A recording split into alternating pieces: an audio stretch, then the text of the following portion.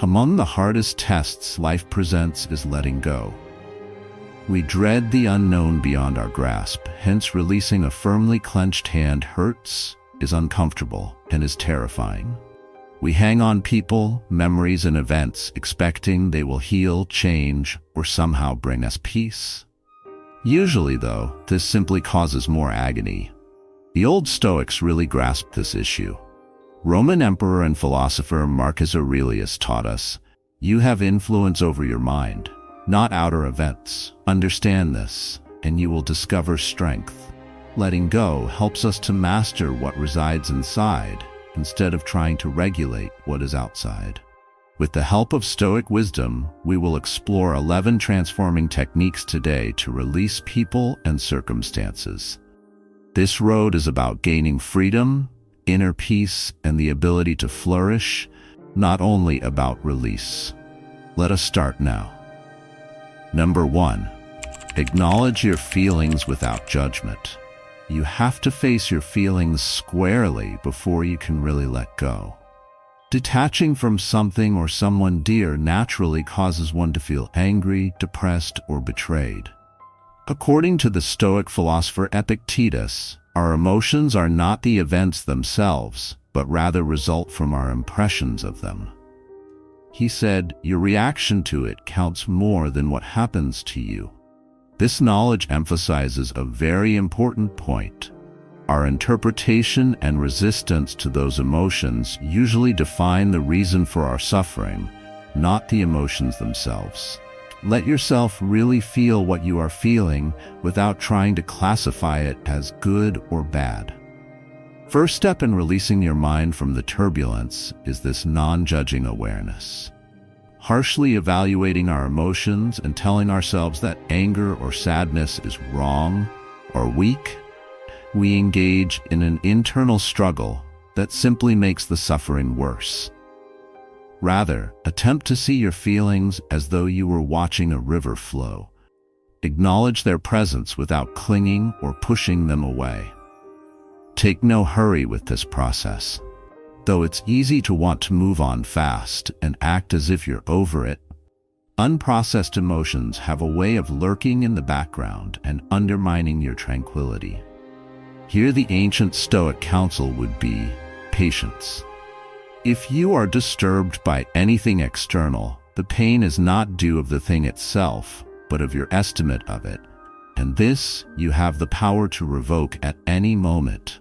Marcus Aurelius wrote, "You get back in the driver's seat when you realize you can control your relationship with your emotions." Experiment with this. When a powerful feeling strikes, stop and consider, what exactly am I feeling right now? Name it: wrath, grief, fear, disappointment. Don't try to suppress the feeling, rather accept it, and don't criticize yourself for having it. Just note it. Inquire further. What judgment or belief is causing this feeling? Often, emotions result from stories we tell ourselves about betrayal, loss, failure, or unfairness. Finding these stories clarifies your emotional patterns and the attachments underlying them. Accepting your emotions does not imply you let them to dictate you. Rather, it means you allow yourself to be sensitive and human, free from guilt. Since it calls for confronting suffering head-on instead of hiding it, this acceptance is a courageous act. Emphasizing this, Epictetus observed, "No man is free who is not master of himself." Not denial, mastery starts with honest recognition. Practicing this form of emotional honesty helps you to progressively free yourself from the hold that traumatic events and attachments have on you. The feelings lose their immediacy and intensity. You create an environment in which letting go is feasible and healing can start. Thus, start right now. Remind yourself that feeling is part of life, but clinging to suffering is a decision. Sit silently with your emotions. See them like a calm observer. All the actions you take on your road to freedom start with this conscious acknowledgement. Number 2, understand that holding on is a choice. though every minute you choose to hang on is either conscious or unconscious. It could feel like you are caught. Another Stoic master, Seneca, noted, "We suffer more often in imagination than in reality." Often holding on causes more misery than the circumstances themselves. Come to see that your attachment is a decision. This insight helps you to start untying the ties binding you and take ownership for your serenity. Consider how often we go back over memories or worries in our brains to produce countless what-ifs and if-onlys that bind us to the past. These mental loops are chosen over and again, often without even recognizing it. They are not imposed upon us. The mind grips to hope, to remorse, or to control, persuading us that if we only hang on a little bit longer, things will change or we will get closure. Usually, though, this is a trap we create ourselves. Seneca tells us that most of our pain results from the stories we create about what should have been, or what we deserve. These tales feed our attachment and help us to remain caught in a disappointed loop. You recover your power when you start to perceive holding on as a decision. You might choose to break out even if the surroundings stay the same. In his meditations, Marcus Aurelius exhorts himself often to concentrate on what is within his control, his own thinking and actions, and to let all else go beyond grasp. Letting go calls for this kind of attitude. Though you cannot control the past or other people, you can control your resolve to let the grasp go and enter freedom.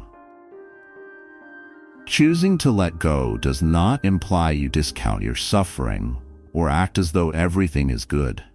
It is deliberately choosing that your health comes first over clinging to anything negative or inert. Though it frequently feels like surrender, this change calls for bravery since, in fact, it is the toughest decision you can make for yourself. Embracing this concept can help you to untie the mental and emotional knots one by one. You begin to substitute your want to develop, heal, and forward with the need to hang on. This decision gives you great freedom, that of living your life on your terms, free from the weight of what depresses you. So ask yourself, am I clinging to something that just creates suffering? Or am I choosing to hang on as it will help me grow? Though it will lead you toward actual emancipation, the response may be awkward. Recall that each instant presents a chance to choose freedom over bondage. Number 3, identify the root cause of attachment. Why do you find yourself clinging? Is it obligation, guilt, hope for change, or fear of solitude? Great Stoic philosopher Seneca exhorted us to throw away all hindrances, stopping our development. You have to find the real causes of your attachment and bust the illusion that clinging on would keep you safe if you are really going to let go. Though under the surface they are deeper, more complicated feelings, attachments usually pass for comfort, security, or love. Sometimes we hang to individuals or events because we worry what life would be without them. One can find it intolerable to consider loneliness. Other times we cling on out of hope that things will get better, that people will change, or that perhaps the future will offer resolution. Still, a lot of times this hope is really a kind of denial, keeping us from confronting reality as it is. Then there is obligation and guilt, strong, unseen bonds. We remain in relationships or under circumstances since we feel accountable for the happiness of others or since we should keep on regardless of the expenses. But Stoicism reminds us that such illusory obligations simply weigh down the soul and prevent us from living truly and freely. In his meditations, Marcus Aurelius penned, "Look well into thyself. There is a source of strength which will always spring up if thou wilt always look." This is your invitation to close inspection of yourself. You must first honestly and without judgment investigate your inner world to begin releasing the hold of attachment. Using these questions, try meditating or journaling. What would happen if I let go? About this person or circumstance? What stories do I tell myself? Am I equating remorse with duty, with attachment with love? The responses could surprise you by exposing levels of anxiety, hope, or misdirected responsibility you had not before completely appreciated. Another Stoic giant, Epictetus, imparted the wisdom: some things are up to us and some things are not up to us. Usually, your attachments center on events outside your control, that of the past, the acts of others, or results. Knowing what motivates your attachment will help you to separate your own ideals and aspirations from outside pressures. This clarity is absolutely vital, since it helps you to see where your actual power resides. Knowing your root causes does not imply you have to cut off relationships or act drastically right now. It requires realizing why you keep in touch and whether those reasons support your development and well-being. Sometimes the only thing needed to start you releasing your grip is realizing that a hope or fear is illogical or destructive. Try to be patient with yourself. Often convoluted and difficult, root issues may not arise right away. Repeatedly going back over your emotions and motives can allow you to separate the layers until the truth is obvious. Finding these secret motivations is a liberating experience. It changes your attitude to attachment from one of helplessness to deliberate decision. You start to see that conquering your own mind will bring about your tranquility, not depending on clinging to anything or someone. By embracing this self-awareness, you live the Stoic ideal of inner freedom. This is where really letting go starts. That is, when you stand steady with knowledge and courage, instead of allowing outside events control your inner state. Number 4, create healthy boundaries. Letting go does not always equate to abruptly excluding someone. Sometimes it means setting limits that guard your sense of self, mental health, and vitality.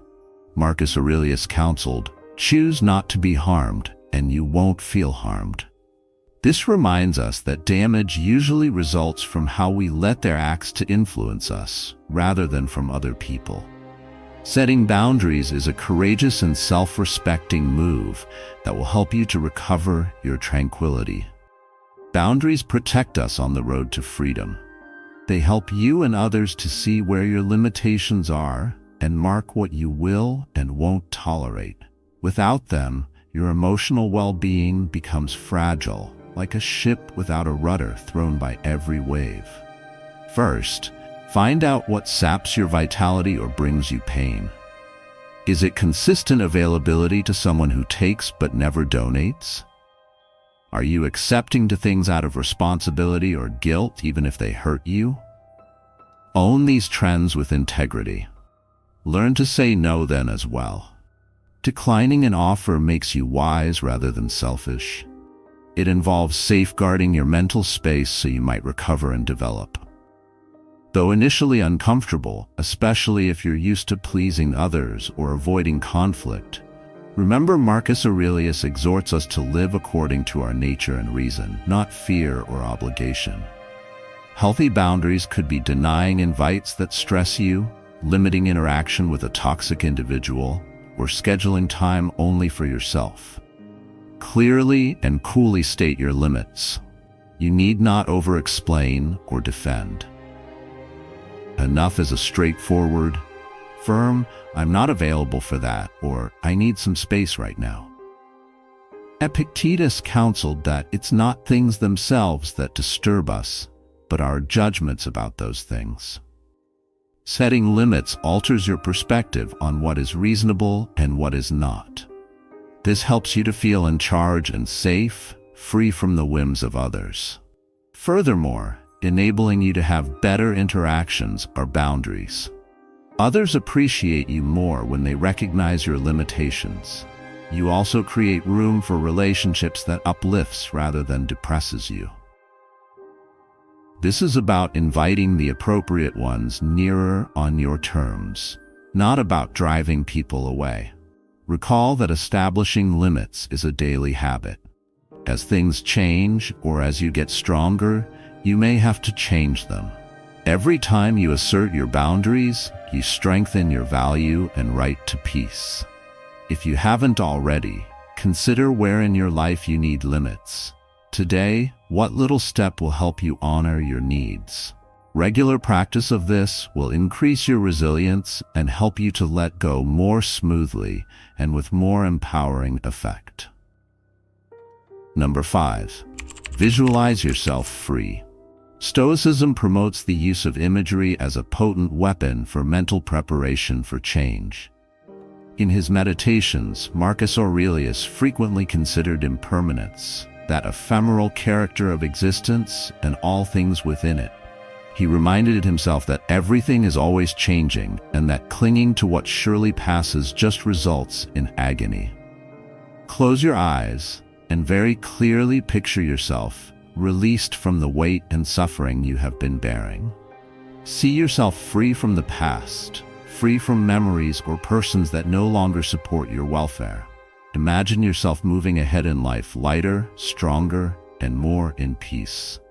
Feel the freedom in this vision, the quiet confidence that results from letting go of what you cannot influence. This is a mental rehearsal, rewiring your brain, not merely wishful thinking. Rather than challenges to your happiness, your mind starts to welcome change, uncertainty, and loss as inevitable aspects of life. Epictetus counseled, "He is a wise man who does not grieve for the things which he has not, but rejoices for those which he has." Visualization helps you refocus from loss toward what still remains, your strength, your decisions, your future. Imagine yourself free often to help your mind to expect release instead of bondage. This mental exercise lowers anxiety and resistance when your brain begins to consider letting go as both desirable and possible.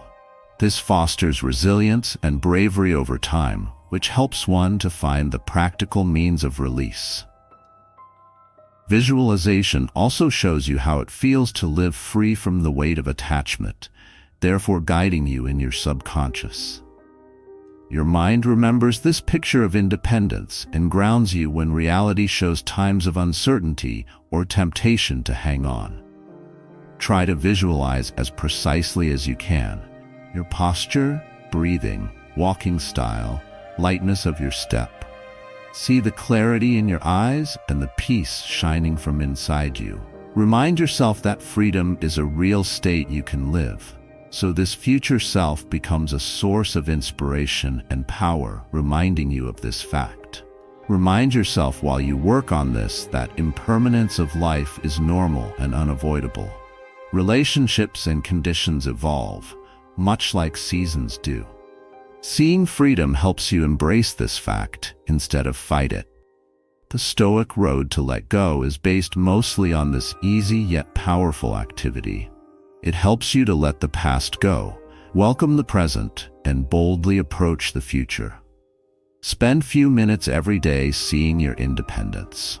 Let it be a quiet but strong reminder that what can be powers you rather than what has been. Your trip toward tranquility starts in the mind. See yourself free. All else will follow. Number 6. Practice forgiveness for them and yourself. One very radical act of freedom is forgiveness.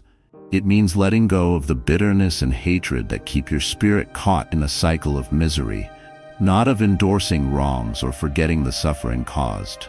Epictetus advised, to forgive is to set a prisoner free and discover that the prisoner was you. Holding on to resentment or grudges makes you prisoner to those feelings, so enabling the past to rule your present serenity. Reclaiming your authority is more important in forgiveness than absolving others of guilt. You are giving yourself a gift, a means of releasing the weight of hurt from your heart. When you forgive, you decide to stop fueling the agony by continuous animosity. This deed paves a road toward inner peace and makes room for healing.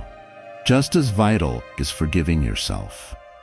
Many times, you blame yourself for making decisions you now regret or for remaining too long in trying circumstances. But Stoicism teaches self-compassion based on reason. Marcus Aurelius counseled, "Be tolerant with others and strict with yourself." But he also reminded himself that perfection is an impossibility. Everybody makes errors. What counts is learning from them rather than condemning yourself constantly. To forgive oneself is to embrace your humanity and realize that, at the moment, you behaved with the knowledge and power at hand. It involves letting go of guilt and shame that no longer benefit you and instead developing a kind and patient approach toward your own path. To forgive releases your heart and opens the path for fresh development.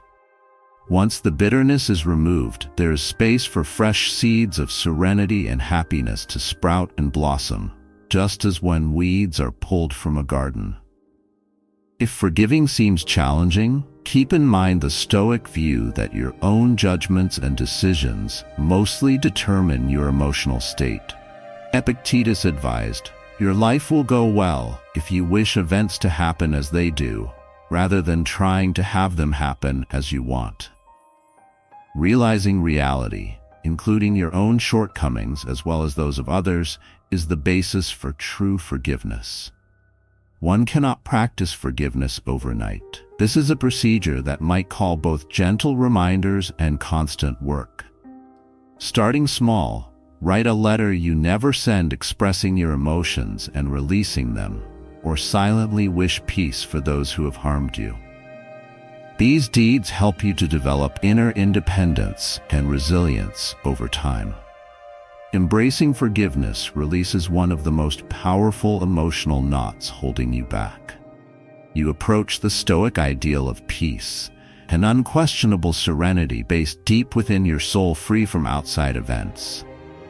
Not only is forgiveness a virtue, it's also a calculated, forceful decision to recover your tranquility and forward unburdened, free from guilt. Number 7. Focus on what you can control. One of the most strong and useful teachings of Stoic philosophy is to concentrate your efforts just on what under your control. One of the outstanding Stoic masters, Seneca, reminded us, "We control our opinions, aims, desires, and aversions. Everything else, the behavior of others, the result of events, or the turns of fate, is beyond our reach." Attempting to regulate these outside variables is like attempting to hold water in your hands. The more tightly you grip, the more it leaks away. When you find yourself engaged in the battle to let go of individuals or events, you naturally start to fix on what-ifs or mentally rerun events. You could be yearning to rewrite the past or wishing for change in others. But these initiatives simply serve to aggravate pain. The Stoics advise us to focus that mental energy on what really counts: your own ideas, decisions, and behavior. This change brings clarity in the midst of ambiguity. Hence, it is not only liberating, but also very empowering. Think back to the last time you felt caught in a circumstance beyond your influence. Ask yourself, right now, what is within my power? Maybe it's your approach to the issue, your choice to stop and consider, or your will to look for your personal welfare. These are the places where your actual strength resides. Marcus Aurelius wrote, "You have influence over your mind, not outer events." Understanding this will help you to get strength. Stoic resiliency is fundamentally this. You recover power over your life by concentrating on your thinking and reaction to situations. You start to lose sensitivity to the erratic nature of people or the anarchy of outside events. This concentration on control does not mean you run from reality or avoid responsibilities. It means instead learning to live with what you cannot alter without squandering emotional resources on despair or irritation. It is approaching the difficulties of life with a cool head and logical thought, prepared to act where your actions might really have an impact. Internalizing this idea helps the letting go process seem less difficult. You no longer feel calm depending on the acceptance or results of others outside of your reach. Your own goodness and conscious decisions help you to be stable and peaceful from inside. This kind of thinking releases you from the never-ending cycle of disappointment resulting from trying to influence something unchangeable.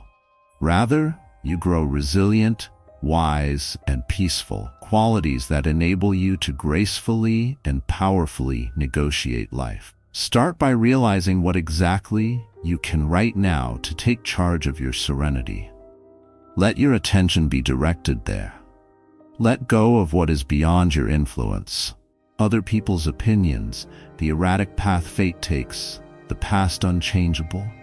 The Stoic road to freedom is a constant, strong mind that is unaffected by the tides of life. Resilience and long-lasting peace are locked by concentrating on what you can influence. This is a daily habit, a deliberate decision to ground your satisfaction in your own reasonable behaviors and surrender the illusion of control over the world. Number 8, surround yourself with supportive people. Even the great Stoics realized how much our well-being depends on community. Roman emperor and Stoic philosopher Marcus Aurelius regularly penned about the value of relationships anchored in virtue, reason, and mutual respect. He reminded us, and himself, that people exist for one another. Instruct them then, or endure with them. This straightforward yet strong concept emphasizes how naturally social people are meant to flourish in connection rather than isolation. It can be easy to withdraw within and travel alone when you are in the process of letting go of people or circumstances that no longer serve you. Healing, though, seldom thrives in alone. Real emotional rehabilitation is best accompanied by helpful, motivating people who respect your process and raise your spirit. These are the people that honor the boundaries you set for your mental and emotional health, gently challenge you to become your best self, and listen without judgment. Ask yourself, are the people around me helping me to evolve, or are they keeping me mired in old behaviors? Do they push me to hurry or fit or respect my need to heal? The Stoics warn us that rather than depending on codependency or unhealthy attachment, relationships should be founded on a basis of shared values, virtue, wisdom, and integrity. Another towering Stoic, Epictetus, counseled, "Associate with those who will make a better man of you." This implies good corporate selection. Surround yourself with people who inspire your strength when you feel weak, who provide sensible advice when you feel lost, and who honor your development free from judgment or unreal expectations. Having a supporting network does not imply avoiding all challenging interactions or never confronting conflict. Development sometimes calls for frank communication and helpful criticism. It does, however, entail establishing a setting in which you feel comfortable, appreciated, and supported to proceed at your own speed. Look for new communities that fit your values if your present circle is not fulfilling. This might be a mindfulness course, a philosophy club, or even a personal development internet forum. Sometimes one or two real contacts will change your whole healing path. The happiness of your life depends upon the quality of your thoughts and the company you keep, Marcus Aurelius wisely said. Your attitude and emotional resilience directly come from your social surroundings. Let go of what pounds you more easily when your circle represents the peace, strength, and wisdom you are trying to develop inside yourself. Number 9. Develop new habits to replace old patterns. Change is about making place for something else, not only about letting go. Seneca accurately noted, "Every new beginning comes from some other beginning's end." You create fresh starts when you let events or people who have held you back pass. But real adoption of this new chapter depends on action. Old patterns might quietly resurface without it, dragging you into familiar cycles of suffering and attachment. One of the most effective strategies to rewire your body and mind for development is forming fresh habits. These practices provide you stability and direction as you go forward, therefore acting as the scaffolding for a fresh existence. Consider them as fresh neuronal paths in your brain, progressively substituting for the worn-out grooves left by past trauma and dependency. Start with little, regular activities that feed your body, mind, and spirit. For mental clarity and emotional resilience as much as for physical health, exercise is a powerful habit. Away from fixative thoughts on what you have lost, movement produces endorphins, lowers stress, and helps center you in the present moment. Reading and learning have equally transforming power. Reading philosophy, literature, or any topic that broadens your knowledge helps you to perceive life from fresh angles. The Stoics themselves were voracious learners. Marcus Aurelius packed his meditations with ideas derived from ongoing education and application. This regular exercise enabled him to keep perspective among anarchy. Practices of mindfulness or meditation let you see your ideas free from control by them and foster inner serenity. Regular meditation helps the brain rewires it to respond to stress with more equanimity, thereby enabling you to see impulses to cling or ruminate, then gently let them pass. Writing, drawing, music, creative endeavors offer still another means of discovering new facets of oneself and gently express emotions. These pursuits support happiness and self-discovery, therefore strengthening the belief that your identity is not connected to what you are letting go of. New habit development calls for persistence and patience. One should expect to stumble or experience opposition at first. The secret is to start modest and keep constant. These behaviors constitute the basis of a new existence, where previous attachments loosen their hold and your pain lessens over time. Seneca's observation, "No man was ever wise by chance," reminds us that wisdom and progress result from intentional work. Creating new habits is your means of deliberately deciding to grow instead of keep repeating past tales. As you start this road, concentrate more on development than on perfection.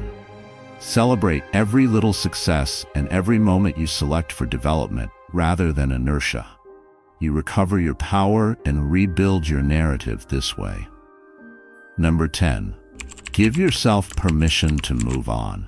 Letting go frequently feels like an impossible deed, not because of the outside conditions, but rather because of the unseen bars we lay on ourselves. Long after the suffering has started to control our life, guilt, fear of judgment, or the terrible idea of betraying memories or people can keep us locked in place. We hang on because, even if remaining costs us more than it benefits, we believe we owe others loyalty or explanation. One of the best Stoic thinkers, Marcus Aurelius, reminds us powerfully that the fleeting nature of life calls for us to live deliberately and boldly. He advised against acting as though one were going to live 10,000 years. Death permeates your life. Be kind both now while you live and now while you have power. This meditation is meant to wake us to the truth that our stay here is finite and erratic, not to scare us. Every moment offers an opportunity to decide what really counts: peace, personal development, and living really. To go forward is to allow yourself permission to give your well-being first priority without thinking back. It is an act of self-respect and wisdom, not of treachery. Release what no longer benefits you without consulting anyone. You owe no justification for choosing your sanity and happiness above poisonous relationships, old responsibilities, or sad memories. Giving oneself permission to go on involves realizing that your path to healing is yours only. Closing doors is acceptable even if it disturbs customs or hurts others. You are entitled to defend your mental and emotional territory and recover your vitality for development rather than inertia. Death was seen by the Stoics as a tool for perspective rather than as something to dread. Knowing our time helps us to stop wasting lives clinging to the past. Every moment lost from your present and future is one wasted in attachment or regret. Accepting the impermanence of life helps you to be totally present and loving right now. Radical freedom is the license to move forward. It releases the cycle of self-induced pain. It lets you craft your tale on your terms. It also invites peace to replace strife. Remind yourself of Marcus Aurelius's remarks and the Stoic exhortation to live with intention and virtue in the face of life's fragility if you find yourself still clinging out of guilt or anxiety. Decide to respect your own path and allow yourself license to aggressively advance. Number 11. Commit to your freedom. Letting go is neither a one-time occurrence nor a short fix. This is a lifetime road of always choosing freedom over attachment, development over comfort, serenity over turmoil. The Stoics were quite aware of this. The impediment to action advances action, Marcus Aurelius reminds us. What gets in front of us becomes our path. Every challenge to release what no longer serves you, every painful memory, every obstacle, all of which is not only a setback, but also a progress. The very obstacles in your way become stepping stones toward your freedom. Freedom calls for tenacity. It calls everyday attention, introspection, and deliberate effort. There will be days when old behaviors come back, when the need to hang feels strong, and when the mind objects to change. The secret, though, is the daily tiny decisions you make to let go, forgive, and recover your power. Transformation occurs gradually via consistent practice, not overnight. Among the great Stoic instructors, Epictetus remarked, "No great thing is created suddenly. Wisdom, tranquility, and actual freedom are developed deliberately and steadily." Your mental resilience gets stronger the more you work at releasing. Your mind turns into a haven where you may live with peaceful power, independent of outside events, act without fear, and see without judgment. Committing to your freedom is deciding to live boldly instead of waiting for suffering or attachment to vanish totally before a head. It is learning to welcome life with all its ambiguities, recognizing that serenity comes from inside, not from trying to dominate people or live in past glory. The core of Stoic practice is learning to master yourself rather than the world. Recall that serenity is a habit, a road you deliberately walk every day. It is not a far-off dream. Allow us to walk it together, turning grief into emancipation and challenges into possibilities. Your independence is well worth any work. Though it is never easy, letting go is the ultimate act of self-love and bravery. The Stoics counsel us that our power is in conquering ourselves rather than in dictating others or circumstances. Release what no longer serves, and you recover your tranquility and enter your best possible life. Your future is unwritten and just waiting for your brave stride ahead. The past is behind you. We appreciate you viewing.